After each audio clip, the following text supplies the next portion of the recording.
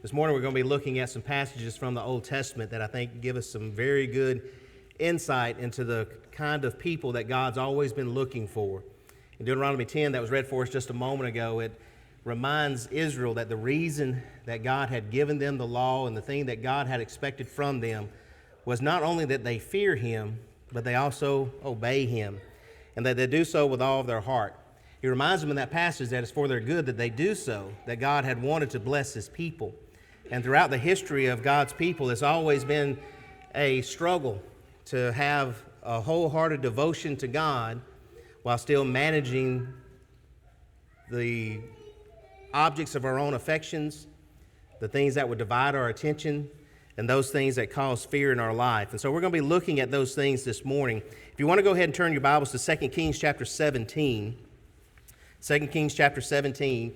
If you're using one of the pew Bibles in front of you, the blue Bible, it's on page 351 of that pew Bible if you want to use that.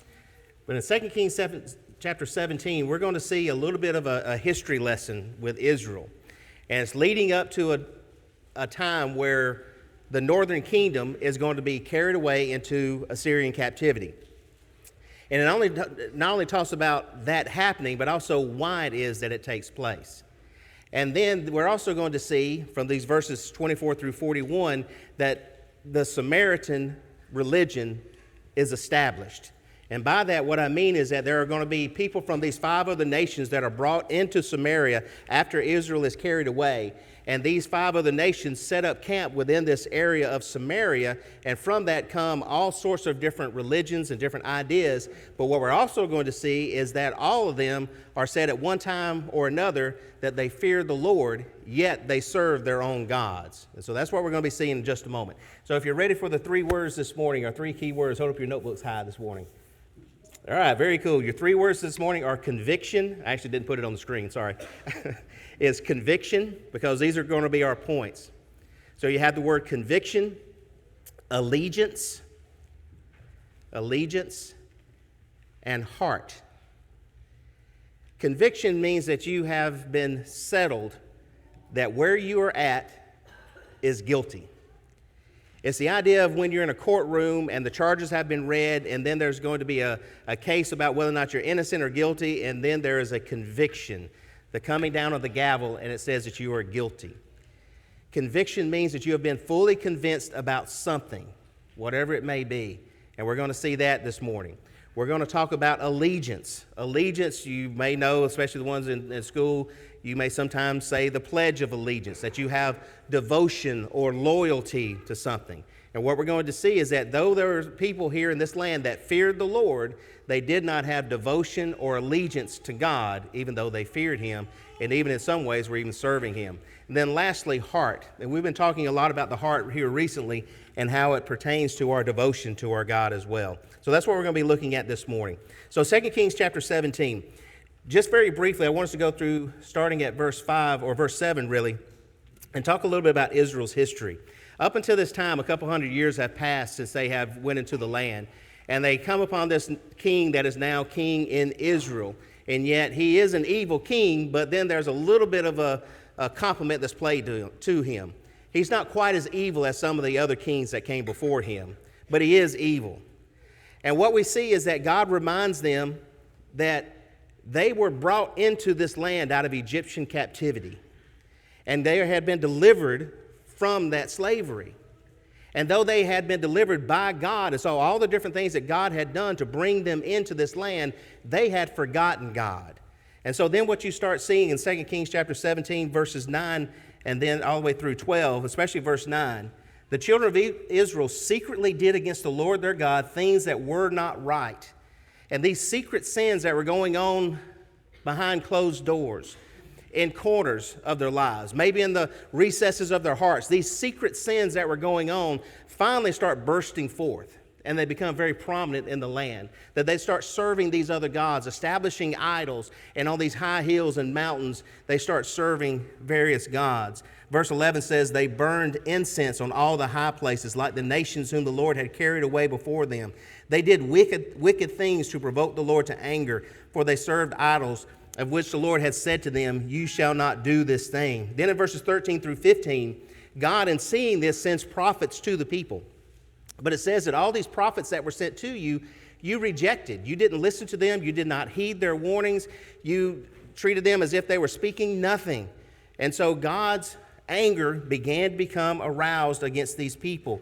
These prophets were saying in verse 13 to turn from your evil ways and keep the commandments and my statutes according to all the law which I commanded your fathers, and which I sent to you by my servants the prophets. You did not listen in verse 14, but you became stiff-necked, like the necks of your fathers who did not believe the Lord their God. You rejected the statutes and this covenant that he had made with his fathers and the testimonies. He testified, it says, against these idols and the idolaters, concerning the things that the Lord had told them, you shall not do like these nations around you. Verses 16 and following, what then happens is a strange thing. These people who knew God reject him so that they may serve the idols, the false gods, which they themselves built with their own hands. So they turn from having wholehearted worship to God to having wholehearted worship to a false god and the false gods. And we know that it is wholehearted because some of these idols that they worship, part of the demands was to sacrifice their own children in the fire in order that their crops and other things in their life might be blessed. And because of this, God had rejected them. And we see the consequences as we get down to verses 23 and following. So this is what happened to them. Verse 23, the Lord removed Israel out of his sight, as he had said by all his servants the prophets. So Israel was carried away from their own land to Assyria, as it is to this day. And so most of the people had been carried away into captivity. And as I said at the beginning, in verse 24, what we start seeing is that the king of Assyria, this is what would typically happen, is that many of these nations would have to pay tribute to whatever nation was more powerful. And Israel had been doing that for quite some time. But then when this other king rises to power, Israel decides they don't want to do that anymore and even make an alliance with Egypt that I won't pay, you won't pay. And then if he gets upset about that, we'll go to war against him. Well, what ends up happening is Israel's left by itself. And so when Assyria comes in, they take away all these captives out of Samaria, but they fill it with these 5 nations. Verse 24, people from Babylon, Cutha, Ava, Hamath, and Seraphaim, and placed them in the cities of Samaria instead of the children of Israel, and they took possession of Samaria and dwelt in the cities. And so it was, and I want us to pay attention to this phrase that's used several times. And so it was, at the beginning of their dwelling there, they did not fear the Lord. Therefore the Lord sent lions to them, who killed some of them. So they spoke to the king of Assyria, saying, the nations whom you have removed and placed in the cities of Samaria do not know the rituals of the God of the land. Therefore he has sent lions among them, and indeed they are killing them because they do not know the rituals of the gods of the land. Then the king of Assyria commanded, saying, send there one of the priests whom you brought from there. Let him go and dwell there, and let him teach. Again, this is going to be used. And let him teach the rituals of the God of the land. And at the end of verse 26, this priest comes, and he teaches them how they should fear the Lord. So twice now, this idea of fearing the Lord is mentioned. Verse 29, however, every nation continued to make gods of their own and put them in the shrines and the high places which the Samaritans had made, which every nation in the cities where they dwelt. The men of Babylon made Succoth-Benoth. The men of Cuth made Nergal. The men of Hamath made Ashima. The Avites made Nibhaz and Tartak. And the Sarevarites burned their children in fire to Adramelech and Amalek and the gods of the Seraphaim. Notice verse 32. So they feared the Lord. Again, it's used. So they feared the Lord, and from every class they appointed for themselves priests of the high places, who sacrificed for them in the shrines of the high places. Verse 33, this is the key verse for our lesson this morning. They feared the Lord, yet served their own gods, according to the rituals of the nations from among whom they had been carried. But then in verse 34, to this day they continue to practice the former rituals. They do not fear the Lord. So several times in this passage that we just read, it mentions this idea of fearing God. But what you see is that there was a fear, but there was not any conviction. That when these people were fearing the Lord, it was because they were afraid of what God might do to them. They didn't know Jehovah. They didn't know the God of the Israelites. And more importantly, in their minds and to the king's mind, they didn't know the rituals of that God. Because to them, idol worship was just a bunch of rituals. It was something to appease this God so he would not be angry with us and do bad things to us and punish us for our ignoring of his rituals. And so this priest is brought in who teaches them how they are to fear the Lord. He did teach them the rituals of the people, of the land, rather, the God of the land in their eyes, but they did not teach them and they did not absorb any sort of conviction regarding this. They did not regard God as being the true God, because there are indeed two types of fear.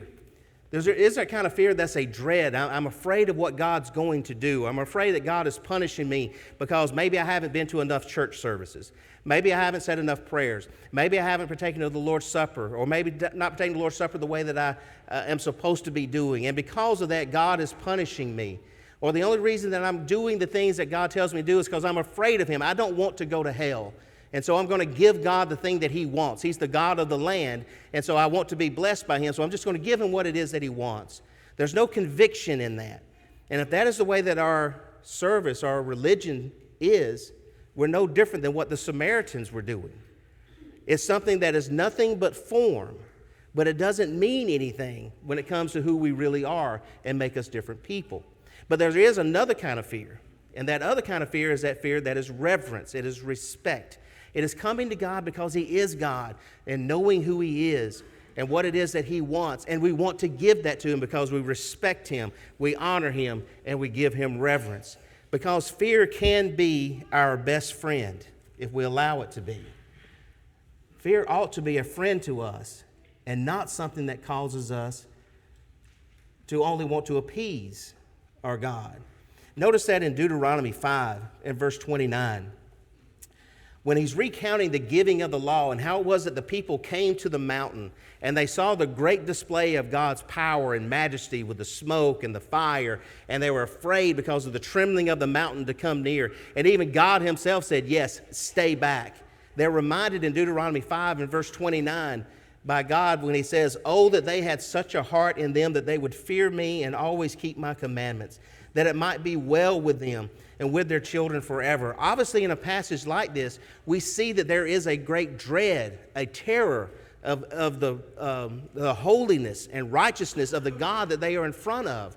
However, this holiness and righteousness was entreating them to walk according to my statutes for your good. I'm giving you these things so that you might know. That's what Deuteronomy 10 was teaching us about. And that is what God expected and wanted from the people. We also have passages like Philippians 2, verses 12 and 13, where we in the Christian age are told, therefore, my beloved, as you have always obeyed, not as in my presence only, but now much more in my absence, work out your own salvation with fear and trembling. For it is God who works in you both to will and to do for his good pleasure. Just as it is when those people approached that mountain, they saw how great and mighty God was, and it caused them to tremble. The same idea is here when we work out our own salvation with fear and trembling, because we know that we are still in the presence of a holy God. It is God who works in you, both to will and to do for his good pleasure. We submit to him. We're not just serving God because we're afraid of the lions. Because for many people, that's the only service that God ever gets, is when the lions show up, when there's a bad doctor's report, when the marriage is in shambles, when the kids have lost their way, when the bank account goes dry, when the job is gone. For too many, that's the only time that God gets any recognition whatsoever. I'm afraid of the lions, and that's why I'm coming to God. But it's not out of reverence and respect as it should be. We're also told in Proverbs 14, verses 26 and 27, in the fear of the Lord there is strong confidence, and his children will have a place of refuge. The fear of the Lord is a fountain of life, to turn one away from the snares of death. As I said a moment ago, fear can be your best friend and your greatest ally when it comes to being a Christian. There are some things that should cause us to fear. That when we do get that report from the doctor, when the marriage is having difficulties, when the kids are losing their way, when we've lost the job, when we don't know where the money's coming from, that should be something that reminds us of just how short life is and how temporary the things of life really are. And yes, let that be a motivation that drives you to come into the presence of God. But let holy and reverence keep you there, because he is the great God who does work to will and to do for his pleasure. Submitting to him in reverence and respect is where true confidence can be found. Amen. We also see with these people, though, that there was acknowledgement, but there wasn't any kind of allegiance. In verse 33 and 34 again, notice it says, they feared the Lord, yet they served their own gods, according to the rituals of the nations from whom they were carried away. To this day they continue to practice the former rituals. They do not fear the Lord, nor do they follow their statutes or ordinances or the law and commandment which the Lord had commanded the children of Jacob, whom he named Israel. There was no allegiance. Fear is not the same as service. Being afraid of God, fearing him, is not the same as serving him. We see that in this verse. They feared God, but they served their own gods. They feared the Lord. They did fear him, but they didn't serve him. They served other gods. What we need to learn from this is that God is not an and God. By that I mean that God is not one we can say, I serve God and man, God and self, God and other religions, God and other gods. He is not an and God.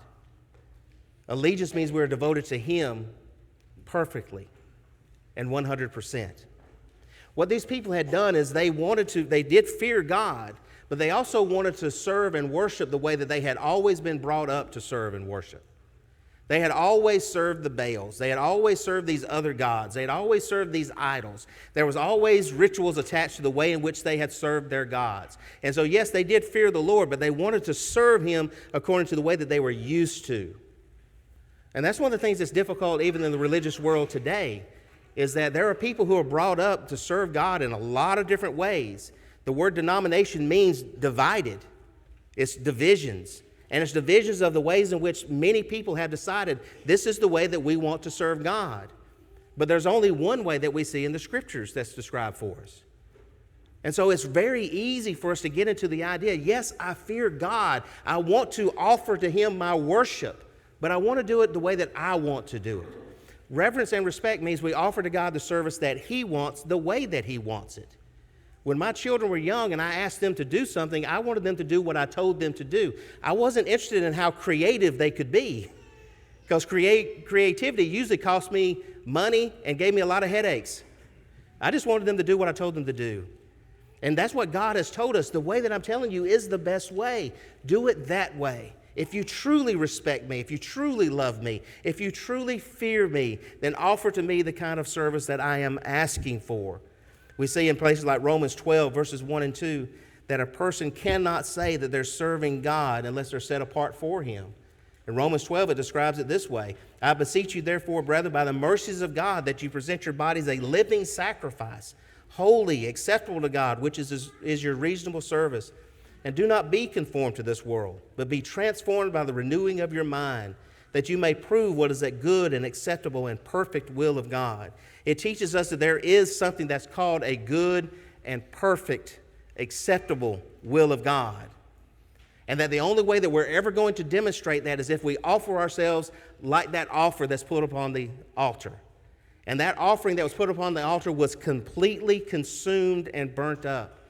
There wasn't anything left.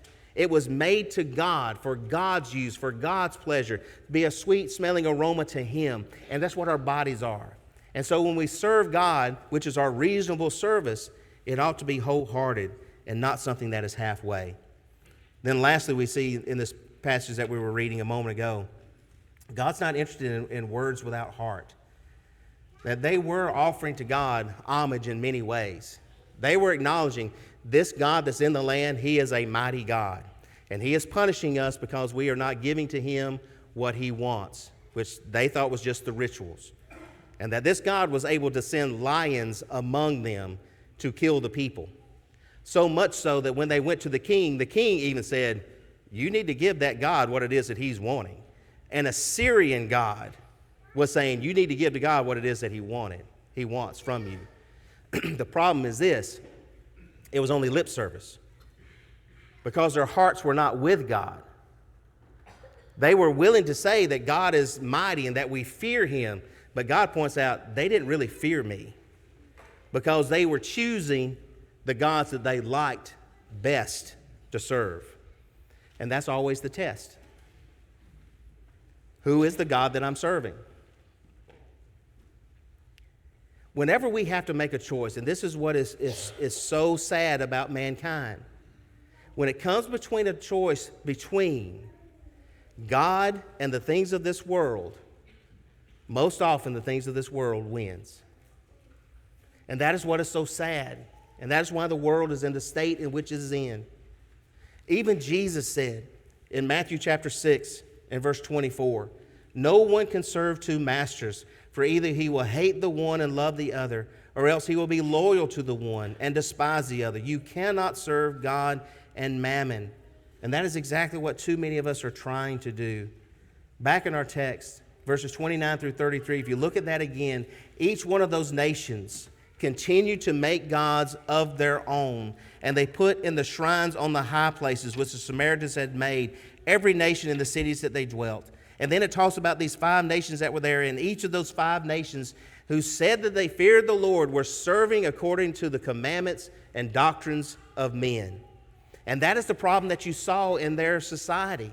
But it's also the very thing that Isaiah prophesied about, who had prophesied to Israel about this, that Jesus repeats in Matthew 15, 7 through 9. Hypocrites, well did Isaiah prophesy about you, saying, "These people draw near to me with their mouth and honor me with their lips, but their heart is far from me, and in vain they worship me, teaching as doctrines the commandments of men." Go down to verse 40 of the text, and notice how devastating this can really be. Verse 40 of 2 Kings 17. "However, they did not obey, but they followed their former rituals."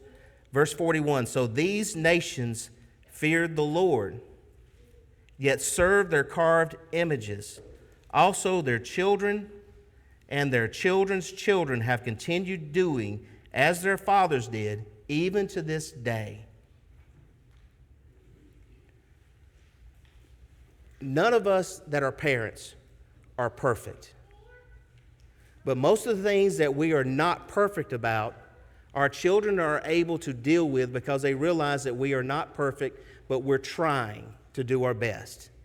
And so for the most part, that works out in our lives. But probably the most devastating thing that you can do, the most damaging and horrendous thing that you can be, is a hypocrite. To say that you fear the Lord, and yet you serve your own gods. Your children see it. And if it's not something that's corrected, not only are your children going to be that way, but your children's children can be that way as well. Because you set a precedent. And the precedent that you set is, we can do things our own way. We don't have to serve God according to his ways. We can, as it says there, God just wants lip service. He wants us showing up a few times. He wants us to give a little money. He wants us to take the Lord's. He wants us to sing songs. He wants us to pray. He wants us to do these things, and it becomes nothing but lip service. But what we're told here is that that's vanity. I don't like going to church anyway, so let me try to dress it up a little bit. Let me change some of the things that God has put into place. Let's make it more about entertainment, so that we are the audience when we're sitting in the audience. That we're the audience, and we forget that God is the audience. That we're worshiping him, and everything is for his praise and his glory. And that no man can come up with a way of doing that better than what God has come up with. Because God has told us what he wants and what he expects. And yes, it is incredibly simple. It is so very simple. Let's not complicate that. The Samaritan religion was one that lasted for generations. It starts here. But even when Jesus in John chapter 4 is going through Samaria, and he sits down at the well with this woman, this Samaritan woman, and they have a discussion about this mountain or that mountain, and Jesus has to remind her, You Samaritans are worshiping what you do not even know. Do you fear God? Yes, there seems to be some fear of God there, but you don't know what you're doing when it comes to your worship. God be thanked that there was a day coming where the particular mountains were not going to matter. But John 4, verse 24 says this, it's in spirit and in truth. Not one or the other. It's spirit and in truth. Our heartfelt devotion, a fear of the Lord, an allegiance to Him, a love that is true and is not just words only, but is truly from the heart and according to what God has directed us to do. That's spirit and truth. And if those things are there, God is well pleased with that. The Samaritans established a false system of worship, and it's for no other purpose than just to appease their conscience for a while. But it was never about submitting to the true and living God. Let it never be said of us that ours is that same way. So the question I'm going to leave with you this morning is this, do you truly fear the Lord? It may be that you came here this morning because you knew that God does expect certain things from you. And that maybe the reason you're here is because you're afraid that if you do not give God those things, that you're going to be punished. In some ways, that's a good thing. But don't leave it at that. Don't visit this again next Easter or Christmas time or something like that. Let it be that you're going to be in allegiance with God, that you're going to be devoted to Him, that you've been convicted that He is a great God, and He does expect things from you. And maybe you don't know what that is this morning. If that's where you're at, you're in a good place, because there's a lot of people here that would love to sit down with an open Bible and study with you. We pray that you give us that opportunity, that you ask any questions you might have, and that your service to God be one that is heartfelt and true, and that is honored by God Himself because of the love that you've truly shown for Him. If you need any help this morning, please let us know as we stand and sing this song.